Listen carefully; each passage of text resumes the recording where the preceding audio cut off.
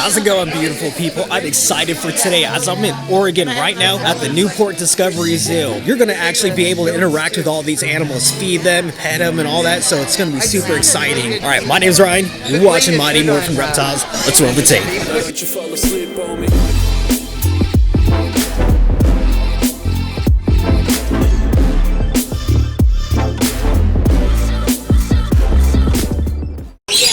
So one of the cool attractions that they have here at this event today is the petting zoo over here. This is where you're going to see a bunch of barn animals and some other cool birds over here. And this is where I'm going to first take you guys through.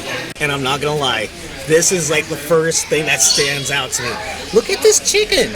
It got like a little black fluffy head. I kind of think of an afro. I mean, look at it.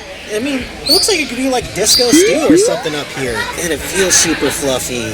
All right, guys, so now I'm about to go into a giant cage full of like 100 pigeons. All right, Sherry, lock me in. All right, let's do it. Oh shit, they're flapping. Is it safe, though? Oh. What's I'm not the gonna safe lie, word? guys. It smells like poop. It's a safe word, Sherry. But no, on the real, it smells like poop in here everywhere. But you know what's really cool, though? Look at all the different colors they have here. They got like a little white one, then they got a brown one, got little black ones. Oh, look at these. These ones are super pretty. Hi, guys. Don't mind me. Oh, shit. Don't mind me. Just, kicking it. Woo! I don't think I've ever been around this many pigeons so close. Fly away, lesbian seagull. I mean, look at this. I normally don't get to experience something like this ever. I think I'm gonna get pooped on at some point. Comment down below. Do you guys think I'm gonna get pooped on in this video? This one doesn't seem to be afraid of me. You don't think I'm that ugly now, do you? Lit. Oh, I think this one's my favorite. Wait. I'm gonna name that one Oreo. Hey, what are you looking at? You're just jealous because you're not gonna get pooped on like I am. Hey, you're the one that's not that scared of me. That's lit. Alright, I think I've had enough fun in here. Woo! What's the safe word again? I forgot it. I forgot it too. What? Hey, let me out. Pineapple. It was pineapple. Pineapple juice. Pineapple juice. That's 2 words. It's jammed. I can't get you out. Don't do this to me, Sherry. Why are you like this? What is wrong with you? I'm gonna be like the first person ever to get eaten by pigeons or pooped on to death. No, you wouldn't. Hi, turkey. Somebody else. Oh yeah, you getting fluff. Someone ruffling your feathers? All right, I'm excited to show you guys this animal right here. This is called an emu. So emus are the second largest bird on the earth when it comes to their height. Otherwise, the ostrich is the tallest bird over here. And this bird can run up to 31 miles per hour. I mean, look at those legs. They're just like, even though they don't look beastly, they're pretty beasts. I mean, imagine if you got like kicked by one of those. I would not want to get kicked by this guy. Regardless though, like, it's a really pretty bird. I love like the brown and then got like the black highlights going on. Like, who did your hair, girl? Good. But yeah, I'm probably gonna say this might be like the coolest bird here. Oh, what's this guy? I've never seen this before. This is called a Patagonian Mara, and apparently it is the largest rodent, and it's so freaking cute at it. Look at it. It kind of resembles a rabbit. Oh, hey, we'll talk about you. Oh, you made me put my hand in poo. Hey, look at it. It barely even got the tail.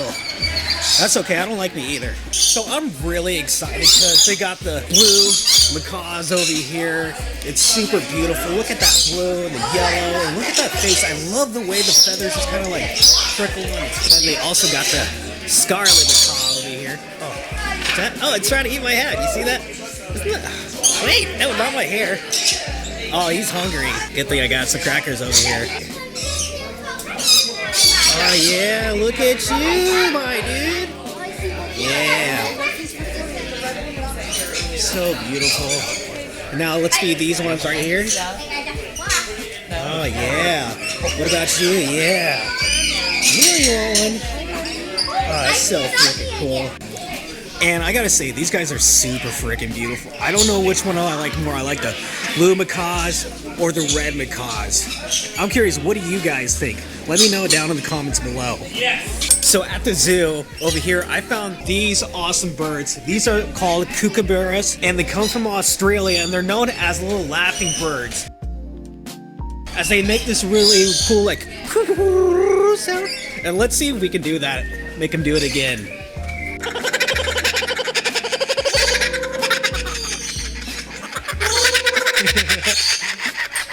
Whoa! Now I was walking around and I noticed this really beautiful bird right here. So this is called the coconut lyricke, and it comes from Australia. While they also have the rainbow one over here. I can't really tell too much of a difference between the two, but I guess it's kind of like a little bit of a more for a locale thing. But this one, I really am attracted to it. I mean, just look how much red it has on its beak and there, and the yellow head. I don't see how this one's not a rainbow. Also, you know what I noticed that was really cool with this? Check this out. I noticed it would kind of like bounce around if I did this. Yeah, see? He's a headbanger. Get it. This bird's a headbanger. They're so hot.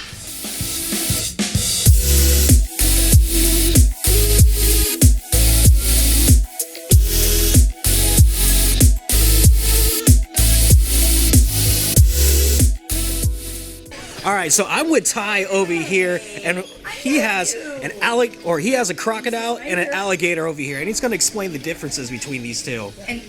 First and foremost, we have the wide U-shaped nose on the American alligator versus the narrow V-shaped pattern of a crocodile snout. Yeah. And if you look over here, this one's ear canal is much more wide open than compared to this guy's right here. Why is that, Ty?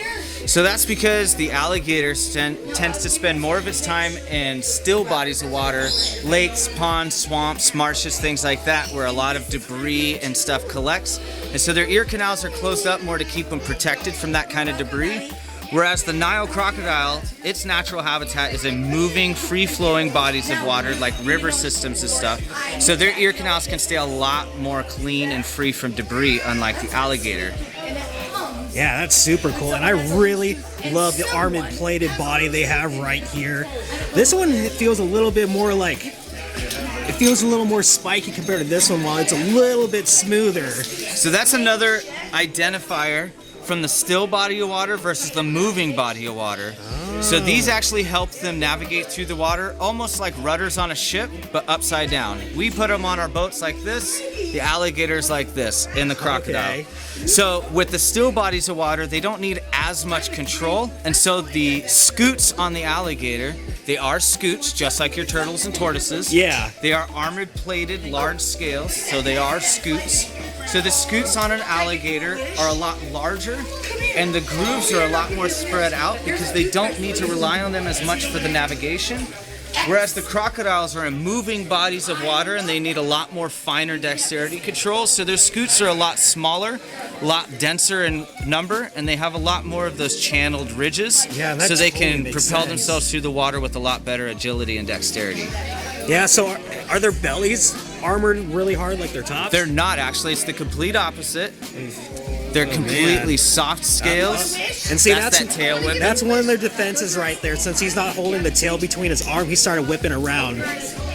Yeah, that's so freaking cool. So, and actually their softest part of their body is the least used part of the body, which is their feet. Believe it or not, the feet are the least used part of this whole animal. So the pads of these feet are very, very soft, and I would compare them to the pads on a puppy's feet.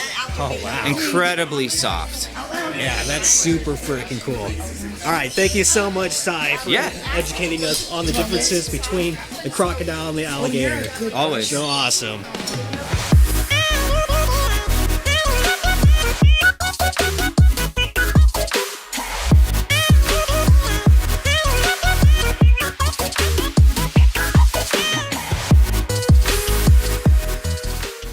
Alright guys, so I'm really excited. So right here, this is the Eurasian eagle owl. This owl mainly resides in Asia and in Europe. It has a wingspan of up to 6 feet, and ow, I just love the beautiful orange eyes here, the way it has like black and tan like pattern going down its wings. I kind of think of like water paint, like when I just look at it. But you see these claws right here? These claws have massive power to it. They can get up to 2,000 pounds per square inch. And they've been actually known to possibly pick up some wolves and deer. And their main food that they like to eat over here is, they can eat like foxes pretty often. And another cool feature is right here. So when in captivity, you can really tell these guys' like mood by their ears. So when they go really like straight up like that, like a buddy, you know they're interested. But when they actually go all the way down, that means like, hey, I've had enough, I'm done. Or if they're just like this, mutual like that, then they're okay. See, his ears are going down a little bit right now because there was a little rumble right there. So he might have got a little flustered here. Super beautiful.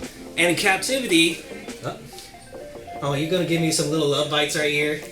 But yeah, in captivity, they're known to live up to 60 years, but in the wild, they only live up to about 20 years. You got any fun facts about these guys, Ty? So they are one of the largest owls in the world, and the only birds of prey that outsize these guys start joining the eagle family. So when it comes to owls, this is as big as they're gonna get. And the closest relative we have here in North America would be the great horned owl. The horned owl, huh? The horned owl actually is part of the eagle owl family. They are the same family of birds. So we have a species of these owl right here in North America, which is our great horned owl, which a lot of people know as being our largest owl in North America. All right, thank you so much, Ty. You're so awesome, Ollie. So over here in this big enclosure, we have something called a bitterung, and that's this animal right here.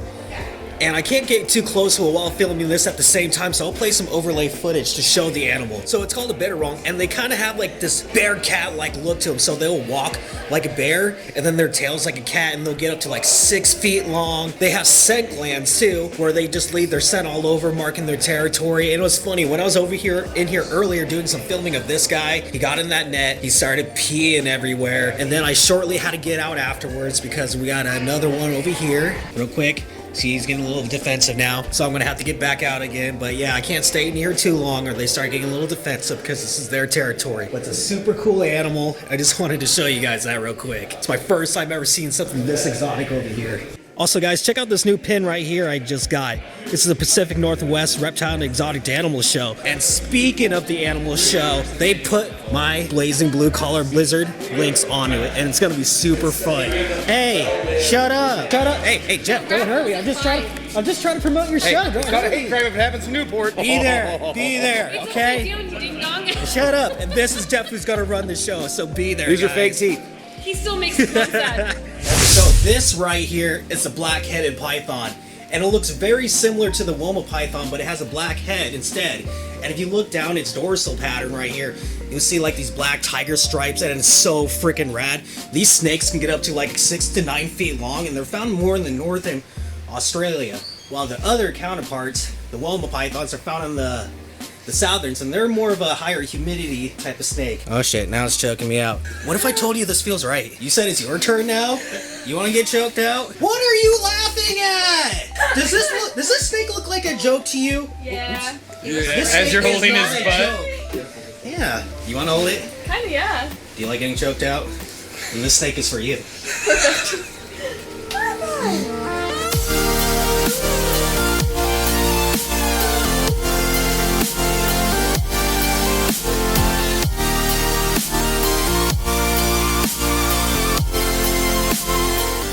And look at that, they got kangaroos here. Look at this kid just feeding him a trip. What's your name, kid? Carter. Carter. Do you like kangaroos? You look like you like kangaroos. Do you like Carter? Yeah, you like Carter. Hey. Yeah, put it there. Hey, bro, these kangaroos are like about to kick your butt for those chips. Just drop the bag. Kobe here. Want to try feeding them? Yeah, I want to try feeding. Come here. Come here. You guys are able to. Oh, yeah. Yeah, you look good.